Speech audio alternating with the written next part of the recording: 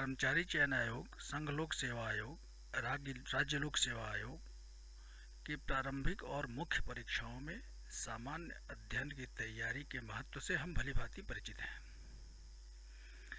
मैं अपने इस चैनल के माध्यम से विभिन्न विषयों जैसे भारतीय संविधान, भारत का भूगोल, भारतीय इतिहास, भारतीय अर्थव्यवस्था आदि के विभिन्न पहलुओं पर एक अध्ययन सामग्री प्रस्तुत करने जा रहा हूँ, जो सरकारी परीक्षाओं की तैयारी करने वाले छात्रों के लिए प्रारंभिक एवं मुख्य परीक्षाओं दोनों में काफ़ी उपयोगी साबित होगी।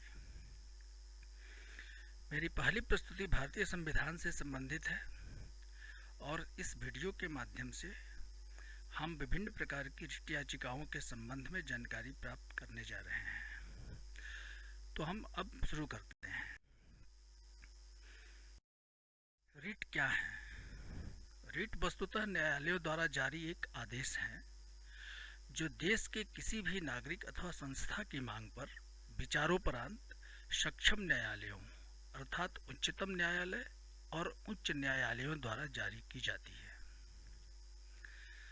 हमारे संविधान में अवर न्यायालयों को भी यह अधिकारिता प्रदान की गई है, लेकिन उसके पहले संसद द्वारा इस संबंध में विधि अधिनियमित करनी होगी अर्थात कानून बनाना होगा। तो वर्तमान व्यवस्था के अंतर्गत केवल उच्चतम न्यायालय और राज्यों के उच्च न्यायालय ये रिट जारी कर सकते हैं। अब प्रश्न यह उपस्थित होता है कि यह रिट किसे जारी किए जा सकते हैं? ये रिट कार्यपालिका के किसी अधिकारी अथवा अवर न्यायालयों को जारी की जा सकती हैं। अब प्रश्न यह है कि इन रिटों को जारी करने के पीछे संवैधानिक प्रावधान क्या है? तो भारतीय संविधान के अनुच्छेद 32 के अंतर्गत उच्चतम न्यायालय और अनुच्छेद 226 के अंतर्गत देश के उच्च न्यायालयों को विभिन्न प्रकार की 5 रिट जारी करने की अधिकारिता प्रदान की गई है। लेकिन प्रस्तुत संदर्भ में उल्लेखनीय तथ्य यह है कि उच्चतम न्यायालय केवल मौलिक अधिकारों के हनन के मामलों में ही रिट जारी कर सकता है, जबकि उच्च न्यायालयों को मौलिक अधिकारों के हनन के मामलों के साथ साथ अन्य मामलों में भी रिट जारी करने की अधिकारिता प्राप्त है। उच्चतम न्यायालय भारत में किसी भी प्राधिकारी या न्यायिक अथवा न्यायकल्प निकाय के विरुद्ध रिट जारी कर सकता है, जबकि उच्च न्यायालय अपने अधिकार क्षेत्र के अंतर्गत आने वाले प्राधिकारियों या न्यायिक अथवा न्यायिक कल्प निकायों के विरुद्ध ही रिट जारी कर सकता है। आगे बढ़ते हैं। ये रिट कौन कौन सी हैं? तो पहला रिट है बंदी प्रत्यक्षीकरण, हैबियस कॉर्पस। दूसरा है परमादेश, मैंडमस। तीसरा है प्रतिषेध, प्रोहिबिशन। चौथा उत्प्रेषण, सर्सियरी। और पांचवा है अधिकार परीक्षा, को वारंटो।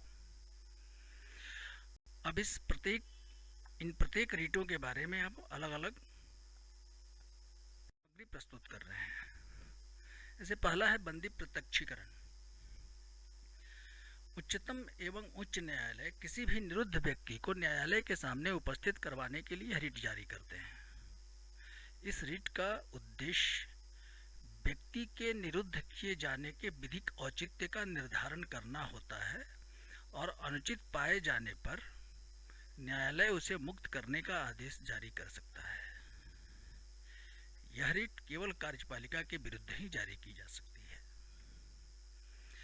उदाहरण के लिए आपको बताएं कि अनुच्छेद 21 के अंतर्गत विधिक प्रावधानों के अंतर्गत ही किसी व्यक्ति को कारावासित या कस्टडी में पुलिस ले सकती है। पुलिस जब कस्टडी में लेती है तो 24 घंटे के अंदर उसे मजिस्ट्रेट के सामने प्रस्तुत करना होता है। अगर किसी व्यक्ति को माने जो मौजूदा विधि है उसकी प्रक्रियाओं का पूरी तरह से पालन नहीं करते हुए कस्टडी में ले लिया जाता है और उसे मजिस्ट्रेट के सामने 24 घंटे के अंदर प्रस्तुत नहीं किया जाता है, तो इस प्रकार प्रभावित व्यक्ति न्यायालय से बंदी प्रत्यक्षीकरण रिट की मांग कर सकता है। यह रिट वस्तुतः व्यक्ति को संविधान के अनुच्छेद 21 के अंतर्गत प्रदान की गई दैहिक स्वतंत्रता के मौलिक अधिकार के प्रवर्तन के लिए जारी की जाती है, जिसमें यह कहा गया है कि किसी भी व्यक्ति को विधि द्वारा स्थापित प्रक्रिया के अनुसार ही उसकी दैहिक स्वतंत्रता से वंचित किया जाएगा। आगे बंदी प्रत्यक्षीकरण रिट जारी करने के संबंध में कुछ अपवाद हैं। जैसे पहला, कोई भी न्यायालय अपनी अधिकारिता से बाहर किसी व्यक्ति के विरुद्ध यह रिट जारी नहीं कर सकता। दूसरा, न्यायालय द्वारा कारावासित व्यक्ति को मुक्त करवाने के लिए इस रिट की मांग नहीं की जा सकती या न्यायालय इसे जारी करने से इनकार कर सकता है। तीसरा, किसी न्यायालय अथवा संसद द्वारा अवमानना की कार्यवाही के तहत अगर किसी व्यक्ति को कस्टडी में लिया जाता है तो यह रिट जारी करके उसे कारावास से या कस्टडी से बाहर लाने के लिए यह रिट जारी नहीं की जा सकती है। तो ये 3 अपवाद हैं बंदी प्रत्यक्षीकरण रिट के जारी करने के संदर्भ में। दूसरी रिट है परमादेश। यह रिट कार्यपालिका के किसी भी अधिकारी अथवा अवर न्यायालयों के विरुद्ध जारी की जा सकती है। यह रिट जारी करने का उद्देश्य यह है कि जिस लोक कर्तव्य करने अथवा विधिक कार्य करने की जवाबदेही उस अधिकारी अथवा न्यायालय को दी गई है वह इसे करे। अर्थात जब कोई अधिकारी या न्यायिक निकाय अपनी शक्ति का प्रयोग करने से इनकार कर दे अथवा कोई गैरकानूनी विधि लागू कर दे तो सक्षम न्यायालय इस रिट के माध्यम से उसे ऐसा करने अथवा न करने का निर्देश जारी कर सकता है। स्पष्ट है कि यह रिट कार्यपालिका और न्यायिक निकाय या अवर न्यायालयों को जारी की जाती है। इसके अपवाद हैं 2 कि राष्ट्रपति और राज्यपाल को उनके पद की शक्तियों का प्रयोग करने के लिए और किसी प्राइवेट व्यक्ति अथवा निकाय के विरुद्ध यह रिट जारी नहीं किया जा सकता है। तीसरा रिट प्रतिषेध है। प्रतिषेध रिट उच्चतम एवं उच्च न्यायालयों द्वारा अवर न्यायालयों को जारी किया जाता है। स्पष्ट है कि प्रतिषेध रिट केवल न्यायपालिका, अवर न्यायालयों या न्यायिक निकायों को जारी की जाती है। इसका उद्देश्य यह है कि वह उन्हें प्रदान की गई अधिकारिता अथवा शक्ति के अधीन ही कार्य करें। अर्थात अगर अपने अधिकार क्षेत्र से बाहर जाकर के कोई न्यायिक निकाय कोई काम करता है या आदेश पारित करता है या करने जा रहा है तो उसे रोकने के लिए यह रिट जारी की जाती है। अर्थात यह रिट किसी निकाय द्वारा उसे प्रदान की गई शक्ति अथवा अधिकार के बाहर काम करने से रोकता है। उत्प्रेषण चौथा रिट है। यह रिट भी न्यायिक अथवा न्यायिक कल्प निकायों के विरुद्ध जारी की जाती है।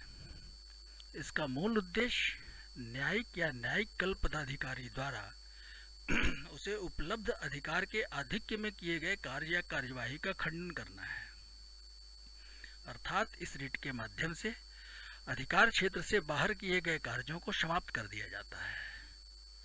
तो प्रतिषेध और उत्प्रेषण इस दोनों रिट में मुख्य अंतर यह है कि प्रतिषेध अधिकार क्षेत्र से बाहर काम करने को रोकता है, मना करता है, और दूसरा उत्प्रेषण तब जब अपने अधिकार क्षेत्र से बाहर जाकर के कोई न्यायिक या न्यायिक कल्प निकाय कोई कार्यवाही कर देता है या कोई निर्देश जारी कर देता है, आदेश जारी कर देता है, तो उस किए गए आदेश को समाप्त घोषित किया जाता है उत्प्रेषण के माध्यम से, अगर न्यायालय ऐसा पाते हैं। 5वां है अधिकार परीक्षा। किसी लोकपद जो किसी कानून अथवा संविधान द्वारा बनाया गया है उस पर किसी अधिकारी अथवा व्यक्ति को नियुक्त किया जाता है और इसमें किसी कानून अथवा नियम का उल्लंघन हुआ है तो सक्षम न्यायालय इस रिट के माध्यम से उसकी वैधता की जांच कर सकता है। इसका मूल आधार यह है कि लोकहित में कोई अवैध दावेदार कोई लोक पद पर अधिकार न कर सके। मतलब यह है कि कोई भी संवैधानिक या विधिक पद संविधान द्वारा सृजित हो या किसी कानून के द्वारा किसी पद का सृजन किया गया है, उस पर उस पद के योग्य व्यक्ति ही बैठे, अर्थात जो योग्यता उस पद के लिए निर्धारित की गई है संविधान या विधि द्वारा, अगर इसका उल्लंघन करते हुए किसी व्यक्ति को इस पद पर नियुक्त करती है सरकार, तो अधिकार परीक्षा रिट के माध्यम से उसकी नियुक्ति की वैधता को सक्षम न्यायालय इसकी जांच कर सकते हैं और गलत पाए जाने पर उसे उस पद से हटा सकते हैं।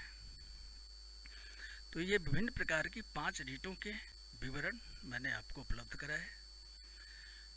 अब हम इन रिट याचिकाओं से संबंधित जो प्रारंभिक परीक्षाएं होती हैं और जो प्रश्न पूछे गए हैं उनका एक विवरण, छोटा सा विवरण प्रस्तुत कर रहा हूँ। जैसे उच्चतम न्यायालय द्वारा कुल कितनी रिटें जारी की जा सकती हैं, कौन सी रिट वैयक्तिक स्वतंत्रता के संवैधानिक गारंटी देता है, कौन सा रिट वैयक्तिक स्वतंत्रता का बचाव करता है, सरकारी पद को अवैध दावेदार से बचाने के लिए कौन सा रिट जारी किया जाता है, किस रिट के माध्यम से किसी प्राधिकार अधिकारी को ऐसी कार्यवाही करने से रोका जाता है जो उसे संविधान अथवा किसी विधि द्वारा प्रदान की गई शक्ति से बाहर है, किसी व्यक्ति के अवैध निरोध के मामलों में न्यायालय कौन से रिट जारी करते हैं, उच्चतम न्यायालय को संविधान के किस अनुच्छेद के अंतर्गत मौलिक अधिकारों के हनन के मामलों में रिट जारी करने की अधिकारिता प्रदान की गई है,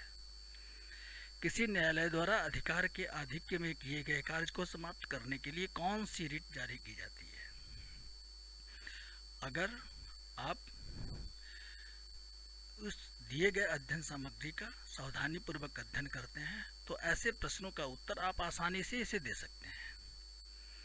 अब जो मुख्य परीक्षाओं में कर्मचारी चयन आयोग, संघ लोक सेवा आयोग या राज्य लोक सेवा आयोग की परीक्षाओं में जो मुख्य परीक्षाएं होती हैं उनमें जो इस पे प्रश्न अभी तक पूछे गए हैं वो इस प्रकार के हैं।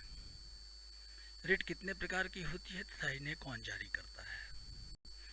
बंदी प्रत्यक्षीकरण, परमादेश, प्रतिषेध, उत्प्रेषण और अधिकार परीक्षा रिट पर लघु टिप्पणियां लिखें। उत्प्रेषण रिट जारी करने का आधार क्या है, किन परिस्थितियों में बंदी प्रत्यक्षीकरण रिट जारी नहीं किया जा सकता है, न्यायालयों के रिट अधिकारिता के संबंध में संवैधानिक प्रावधान क्या है। इन प्रश्नों के उत्तर भी आप आसानी से दिए गए अध्ययन सामग्री से आसानी से दे सकते हैं और संक्षिप्त रूप में भी दे सकते हैं। दोस्तों, यदि आपको यह प्रस्तुति उपयोगी लगती है और आप मेरे इस चैनल को लाइक और सब्सक्राइब करना न भूलें ताकि मौलिक अधिकारों से संबंधित मेरा दूसरा प्रस्तुतिकरण आपको आसानी से प्राप्त हो सके। धन्यवाद।